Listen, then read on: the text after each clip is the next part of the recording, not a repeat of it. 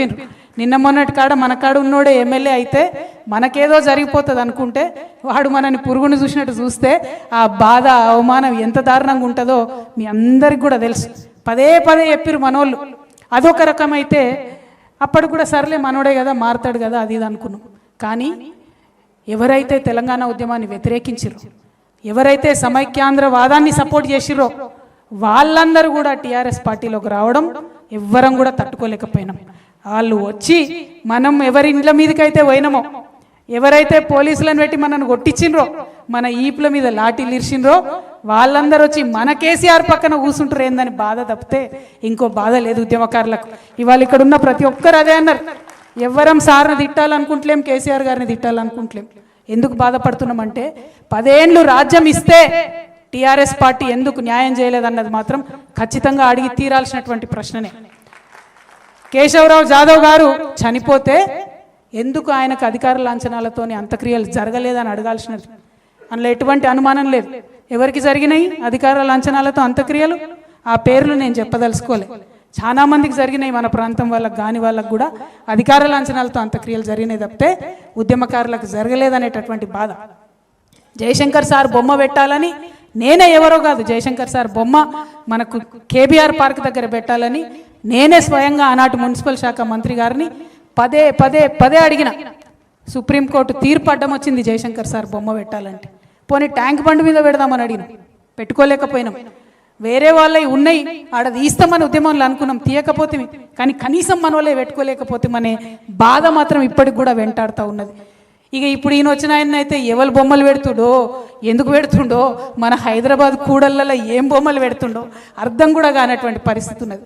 మన బాధ ఏంటంటే ఉద్యమంతో సంబంధం లేనోడికి ఆడి పక్కన చేరి మనం ఉద్యమం గెలిపించుకున్నామని చెప్తున్నారు చాలామంది. ఇక్కడ ఉద్యమకారులందరూ కూడా కోపంతోని, ఆవేదనతోని అసలు ఉద్యమానికి వ్యతిరేకంగా గన్ను పట్టుకొని తిరిగినటువంటి రేవంత్ రెడ్డిని గెలిపించుకున్నామంటే ఎంత దౌర్భాగ్యం ఇది, మామూలు దౌర్భాగ్యం కాదు.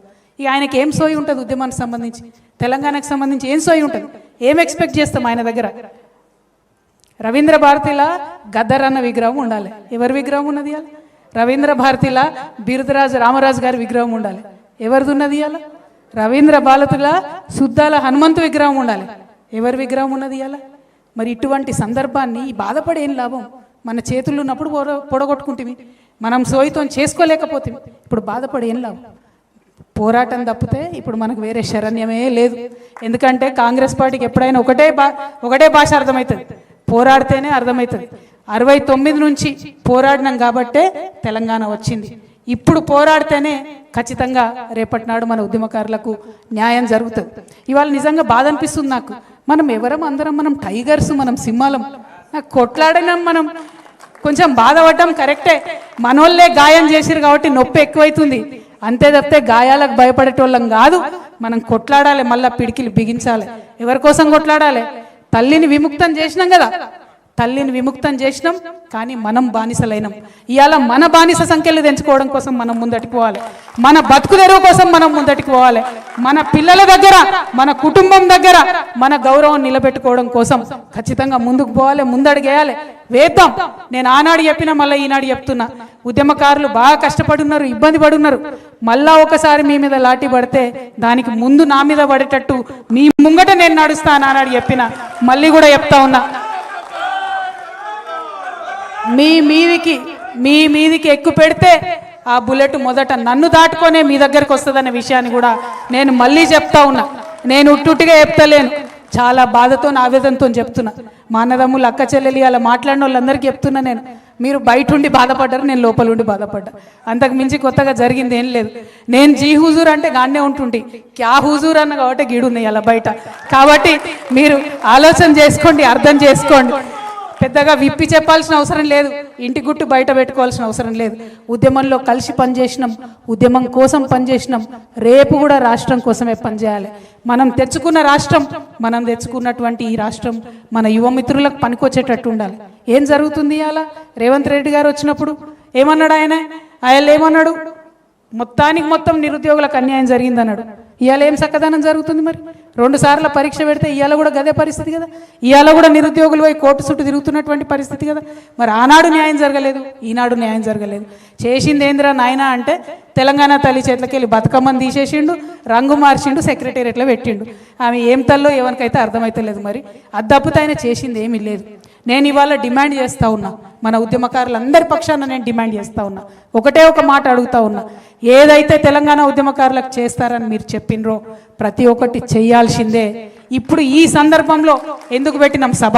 ఎందుకంటే ఫిబ్రవరి 26 నుండి బడ్జెట్ సమావేశాలు వస్తూ ఉన్నాయి. ఆ బడ్జెట్ సమావేశాల్లో మరి ఖచ్చితంగా తెలంగాణ ఉద్యమకారులు అమరవీరుల కుటుంబాలకు ఏదైతే మీరు ఇస్తామని చెప్పారో 25,000 రూపాయల పెన్షన్ ప్రతి అమరవీరుల కుటుంబానికి ఇస్తా అన్నారు.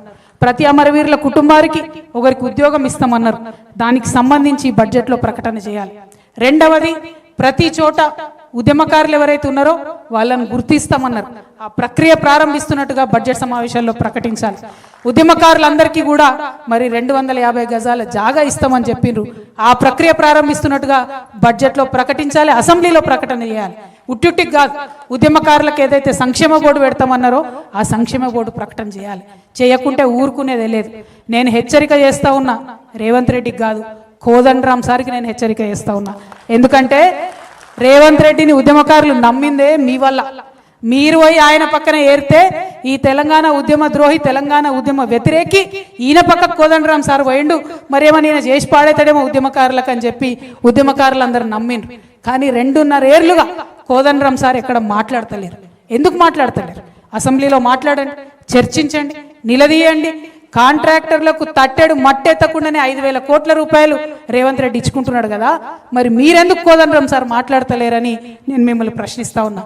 నేను అడుగుతా ఉన్న ఆకునూరి మురళి గారిని, మీరు ఒక ఐఏఎస్, మీరు ఒక మేధావి, ఏమన్నారు? మీరు విద్యలో మార్పు తేవాలి, కేసీఆర్ చేస్తలేడు, నేను దగ్గరుండి చేపిస్తానన్నారు. అందుకనే కదా నమ్మింది ఉద్యమకారులు మిమ్మల్ని. ఆకునూరి మురళి గారు, కోదండరాం సార్, మీరు పోయి రేవంత్ రెడ్డి పక్కన చేరితేనే కదా ఉద్యమకారులు నమ్మింది. మరి ఎందుకు ఇవాళ మీరు సైలెంట్ ఉంటున్నారు? ఏమిచ్చింది మీ విద్యా కమిషన్? ఇచ్చిన రిపోర్ట్ ఒకటన్నా ఫాలో అయిందా కాంగ్రెస్ ప్రభుత్వం? ఏమన్నా మేలు జరిగిందా? ఏం జరుగుతుంది? ఇవాళ గురుకులాలలో పిల్లలు చచ్చిపోతా ఉంటే ఏం చేస్తుంది మీ విద్యా కమిషన్? ఎందుకని ఆకునూరు మురళి గారు మాట్లాడతలేరు? ఈ ప్రశ్న ఇవాళ ఖచ్చితంగా ఉద్యమకారులు అడుగుతారు. వారి పక్షాన తెలంగాణ జాగృతి ఇవాళ మిమ్మల్ని ప్రశ్నిస్తుంది. ఇవి రెండే కాదు, మరి అనేకమైనటువంటి అంశాలు ఉన్నాయి. ఎందుకంటే తెలంగాణ ఉద్యమకారులు మనం ఎప్పుడైనా మన కోసం మనం అడిగే అంశాలు అడుగుతాం, కానీ మనతో పాటు తెలంగాణకు కావాల్సిన అంశాలను ఇంకా ఎక్కువ ప్రాధాన్యత అడుగుతాం. కాబట్టి తెలంగాణ కోసం ఏదైతే హామీలు ఇచ్చిందో కాంగ్రెస్ ప్రభుత్వం, వాటన్నిటి సాధన కోసం కూడా వెంటబడతాం. ఊరికే వదిలిపెట్టేదైతే లేదని కూడా ఈ విషయాన్ని తెలియజేస్తా ఉన్నాం. ఇంకొక మాట, ఇవాళ తెలంగాణ ఉద్యమకారులు అందరూ ఉన్నారు కాబట్టి మీరందరూ ఆమోదిస్తే నేను ప్రపోజ్ చేయాలనుకుంటున్నా. హైదరాబాద్లో అద్భుతంగా బిల్డింగ్లు కట్టుకున్నాం, ఫ్లైఓవర్లు కట్టినాం, 56 అంతస్తుల మేడలు కట్టినాం. కానీ ఆ 56 అంతస్తుల మేడలో కనీసం 50 మంది కన్నా మన పిల్లలకు ఉద్యోగాలు వచ్చినాయా? వచ్చే ప్రైవేట్ కంపెనీలలో ఎక్కడన్నా తెలంగాణోడు కనబడుతున్నాడా? ఎక్కడనో నార్త్ ఇండియా నుంచో ఎక్కడి నుండో వచ్చి 1,50,000 ఉద్యోగాలు, 2 లక్షల ఉద్యోగాలు వాళ్ళే వేసుకుంటున్నారు. కానీ చదువుకున్న మన పిల్లలకు ఎక్కడన్నా అవకాశం ఉందా? నాకు తెలిసి ఉద్యమకారుల పిల్లలకు ఎవరికి కూడా పెద్ద పెద్ద కంపెనీలు హైదరాబాద్లో ఉద్యోగాలు వచ్చినట్టయితే నాకు తెలియదు. నేను ఇవాళ అడుగుతా ఉన్న, ఆలోచన చేద్దాం ఉద్యమకారులందరం కూడా, ఉమ్మడి కార్యాచరణ కోసం అడుగుతా ఉన్నా. వేరే రాష్ట్రాలలో బెదిరించినట్టు కాదు, కాకపోతే కనీసం ఒక 20% మన తెలంగాణ వాళ్లకు రిజర్వేషన్ పెట్టాలి ప్రైవేట్ ఉద్యోగాలలో అని నేను అడుగుదాం అనుకుంటున్నా. అడుగుదామా? న్యాయమేనా? వాజిబేనా? పక్కానా? మళ్ళీ వెనక కోరు కదా, పిడికిలు ఎత్తుతారా? జై తెలంగాణ. తెలంగాణలో ప్రైవేట్ సంస్థలలో ఉద్యోగాలలో తెలంగాణ లోకల్కి 20% రిజర్వేషన్ ఇవ్వాలని చెప్పి తెలంగాణ జాగృతి తరఫున పోరాటం చేద్దామని ఈ సందర్భంగా నేను తెలియజేస్తా ఉన్నాను. అదేవిధంగా మరి ఇంతకుముందు తమ్ముడు వీరేందర్, సీతారాం కలిసి ఒక యాప్ ఇక్కడ లాంచ్ చేసినాం. ఎందుకోసం ఈ యాప్ లాంచ్ చేసినామంటే